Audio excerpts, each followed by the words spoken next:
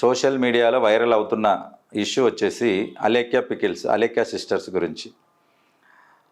చాలామంది 100లో 90 మంది దాదాపుగా దాని గురించి నెగిటివ్గానే మాట్లాడుతున్నారు. అసలు ఫస్ట్ ఆఫ్ ఆల్ సబ్జెక్ట్ ఏంటనేది మనం ఒకసారి చూద్దాం.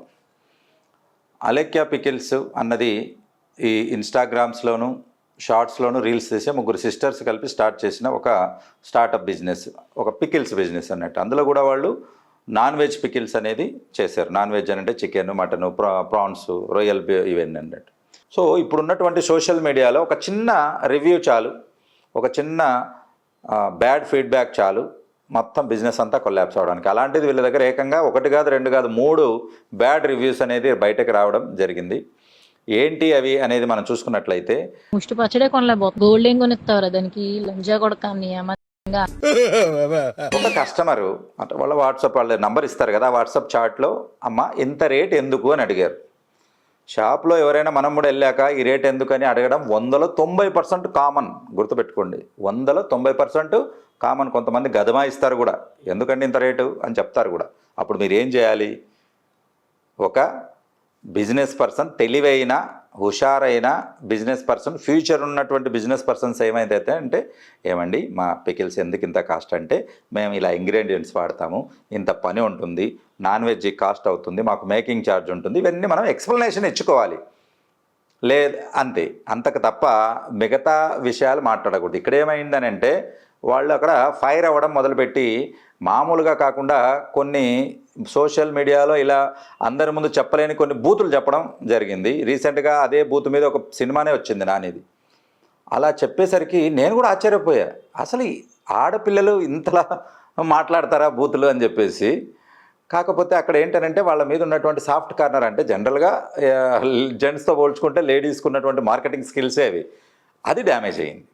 సో ఇప్పుడు ఏం జరిగిందనంటే, ఆ అబ్బాయిని కొనడానికి ఇష్టం లేకపోతే ఆపేయండి అనకుండా, నువ్వు నీ భార్యను పోషించలేవు అని చెప్పడం జరిగింది. వాళ్ళ భార్యను ఆయన పోషించుకుంటాడో ఏం చేసుకుంటాడో మనకి ఎందుకండి, మన వరకు ఎందుకు, మన సరుకు అమ్మడానికి పోయితే అది దాని గురించి వివరాలు చెప్పాలి, లేకపోతే గమ్మున ఉండాలి. సో ఇది వీళ్ళు ఎక్స్ట్రా దాంట్లోకి ఎంటర్ అవ్వడం అనేది మొదలైంది.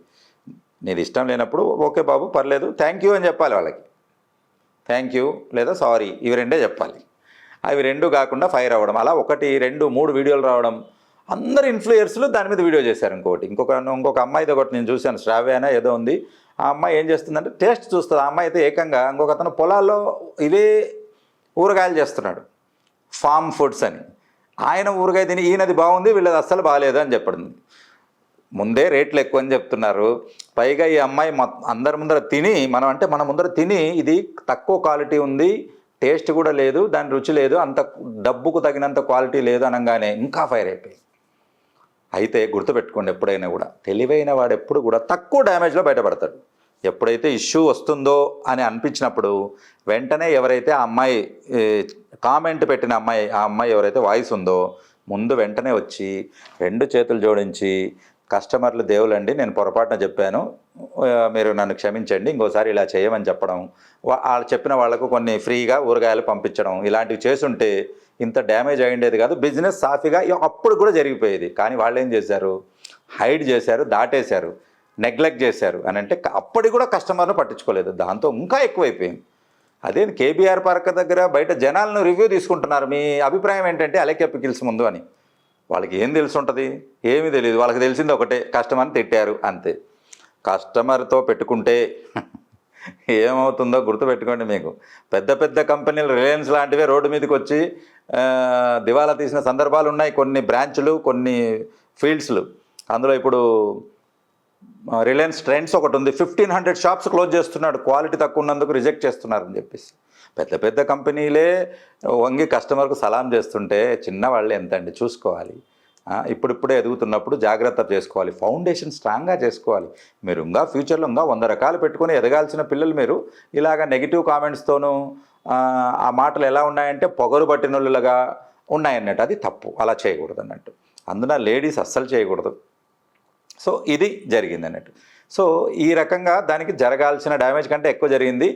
రీసెంట్గా వాళ్ళు ఏంటనంటే, ఆ అమ్మాయి ఇప్పుడు వచ్చి సారీ చెప్పింది. కానీ మనం అంటాం చూడు, చేతులు కాలేక ఆకులు పట్టుకోవడం అని చెప్పేసి, అప్పటికే జరగవలసిన నష్టం అనుకున్న దానికంటే చాలా ఎక్కువ జరిగిపోయింది. నేనేమనుకుంటా అంటే ఇప్పటికి కూడా వాళ్ళకి అవకాశం ఉంది. ఏంటి అవకాశం, ఏం చేయొచ్చు వాళ్ళు? మనం సోషల్ మీడియా త్రూ ఇది జరిగింది కాబట్టి అక్కడికి వచ్చేసి ఆ పర్సన్ ఎవరైతే ఉన్నారో ఆయన సారీ చెప్పేసి, ఇది ఇలా ఎవరికైనా ఉంటే కూడా మమ్మల్ని మనస్ఫూర్తిగా మమ్మల్ని క్షమించండి అని వాళ్ళు ఒక వీడియో పెట్టి అందరు కూడా చేస్తే సరిపోతుంది. వాళ్ళు ఒకరికొకరు దాగుతున్నట్టుగా చేస్తున్నారు వాళ్ళు. అలా కాదు. పైగా వాళ్ళు ఇప్పుడు హాస్పిటల్లో ఉంది ఆ అమ్మాయి అని చూపిస్తున్నారు. దేనికి అంటే బాధపడింది అబ్బాయి కదా, అబ్బాయి హాస్పిటల్లో ఉండాలి, ఆ అమ్మాయిలు ఎందుకు హాస్పిటల్లో ఉండాలి అంటే మీరు ఫీల్ అయ్యారు అన్నట్టు. చూసారా, అందరూ రియాక్ట్ అవుతుంటే మీరు ఫీల్ అయ్యారు. అదే ఫీల్ అవుతారు జనాలని మాట్లాడే ముందు మీరు ఫీల్ అయి ఉంటే ఇంత రచ్చ జరిగేది కాదు. కాబట్టి ఎప్పటికైనా నేనేం చెప్తానంటే, వ్యాపారము, మీకు ఒక సూత్రం చెప్తాను, గుర్తుపెట్టుకోండి. లక్ష్మీదేవి ఒక కండిషన్ పెట్టారు. లక్ష్మీ అమ్మవారు, నేను ఎవరింటి దగ్గరికైనా రావాలా, ఎవరి దగ్గరికైనా రావాలంటే నేను డబ్బు సంపాదించాలంటే నాదొక కండిషన్ అని చెప్పారు. ఏం చెప్పారో తెలుసా? ఎవరైతే నాలుక అంటే సరస్వతి అమ్మవారు వాళ్ళ గౌరవం ఇస్తారో అప్పుడే వాళ్ళ దగ్గరికి వస్తాను అని అన్నారు. అంటే నాలుక ఎవరిదైతే జాగ్రత్తగా ఉంటుందో వాళ్ళ దగ్గరికే డబ్బు వస్తాను అని చెప్పారు. ఎంత గొప్ప మాట అండి. మనం ఏం నేర్చుకోవాలి దాంతో? నోరు మంచిదైతే ఊరు మంచిదే అని చెప్పారు. కాబట్టి నాలుకను జాగ్రత్తగా వాడుకోవాలి. ఇచ్చాడు కదా భగవంతుడని ఏది పడితే అది చెప్పేయకూడదు.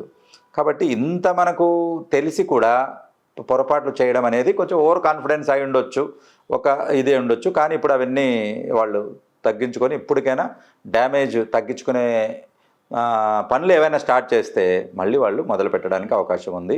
లేదని అంటే మీ బిజినెస్ ఇంకొకరు టేక్ ఓవర్ చేస్తారు. కాంపిటీషన్ ఇవ్వండి.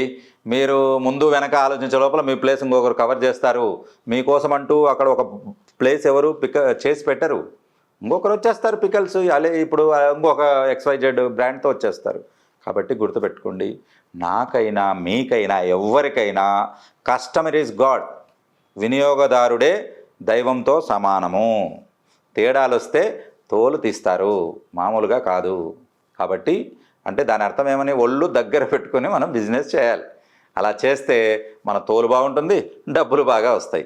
లేదనుకోండి, డబ్బులు పోతాయి, తోలు కూడా తీస్తారు. కాబట్టి ఈ ఇష్యూ ఒక రకంగా ఉంటే ఇంకొక మంది లీగల్గా తర్వాత కొన్ని కంప్లైంట్స్ పెట్టడం మొదలుపెట్టారు. ఎందుకు? క్వాలిటీ లేదనగానే FSSAI ఎంటర్ అవుతుంది.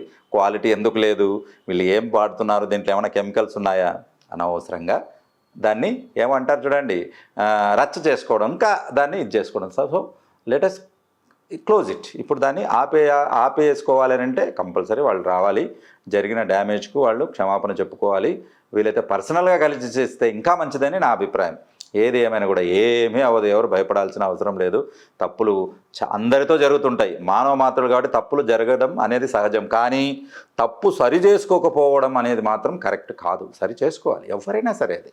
సో ఈ విషయాన్ని నిజంగా గమనించి ఈ అలేఖ్య సిస్టర్ గారు వాళ్ళు మళ్ళీ ఫామ్లోకి రావాలని మనం అందరం కూడా కోరుకున్నాం. కానీ ఈసారి మంచి మర్యాదగా కస్టమర్ దేవుళ్ళు అని చెప్పుకొని మంచి బిజినెస్ చేసుకున్నట్లయితే వాళ్ళు మంచి ఫామ్లోకి రావాలి, వస్తారని అనుకుంటాం. ఎందుకంటే వీళ్ళందరూ స్టార్టప్స్ కదా, కొత్త బిజినెస్ చేసే వాళ్ళకి ఇదందరికీ వేరే వాళ్ళకి ఒక గుణపాఠం అన్నట్టు. అనంటే మనము మన చేతులు కాలేక పట్టుకోకూడదు. ఎవరైనా చెప్తారు, బాబు నిప్పు కాలుతుంది అని అంటే, అలా ఎలా కాలుతుందో నేను పట్టుకొని చూస్తానని పట్టుకున్నారనుకోండి, కాలిన తర్వాత తెలుస్తుంది, ఓహో నిప్పు కాలుతుంది. అవసరం లేదు, ఇంకొకరు ఇబ్బంది పడేది చూసి మనం నేర్చుకోవాలి. ఇది తెలివైన వాళ్ళ కిందికి వస్తారు, పట్టుకునేవాడు మూర్ఖుడు కిందికి వస్తాడు. కాబట్టి బిజినెస్ చేసే వాళ్ళు ఎవ్వరికి కూడా మూర్ఖులకు స్థానం ఉండదు, తెలివైన వాళ్ళకే స్థానం ఉంటుంది.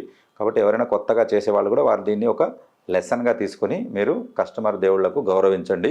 మనం కూడా కస్టమర్ దేవుళ్లకు చేతులెత్తి నమస్కరిస్తాం, సబ్స్క్రైబ్ చేసే వాళ్ళకి కూడా నమస్కరిస్తాం. ఎందుకంటే సబ్స్క్రైబర్స్ తర్వాత కస్టమర్స్ లేకపోతే ఏ బిజినెస్ ఎవరైనా ఎక్కడ ఉంటారండి. నన్ను ఈ ప్లేస్లో BVSS రెడ్డి అంటే ఒక బ్రాండ్ క్రియేట్ చేశారు. వాస్తువులో, బిజినెస్ ఐడియాస్లో ఎక్కడైనా వెళ్ళినప్పుడు నాకు ఇంత గౌరవము, ఇంత రెస్పెక్ట్ రావడానికి, నేను ఇంత సంపాదించుకోవడానికి కారణం కూడా సబ్స్క్రైబర్సే. అలాంటి ఏ సబ్స్క్రైబర్ చాలామంది మనకు ఎవరికైనా పెడతారండి. మనకు కూడా ఎన్నో కామెంట్లు పెట్టారు. నాకైతే ఒక కోటే ఉంది సార్ దగ్గర, కోట్లే లేవు, కోటు గురించి మాట్లాడతారని చెప్పారు. కాబట్టి ఏవో పెడతా ఉంటారు వాళ్ళు, వాళ్ళని మనం అర్థం చేసుకొని పోవాలి తప్ప మీరు డి అంటే డి అని మాత్రం వెళ్ళకూడదు. అలా పెడితే మాత్రం తల పగిలిపోతుంది, బిజినెస్లు ఆగిపోతాయి.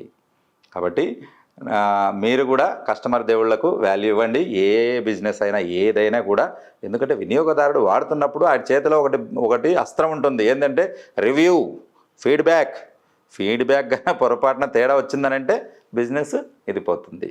సో ఈ వీడియో మీకు నచ్చినట్లయితే లైక్ చేయండి, షేర్ చేయండి, నా ఛానల్ సబ్స్క్రైబ్ చేయండి. ఇలాంటి మరెన్నో వీడియోస్ మీకు వస్తుంటాయి. శివ ఓం.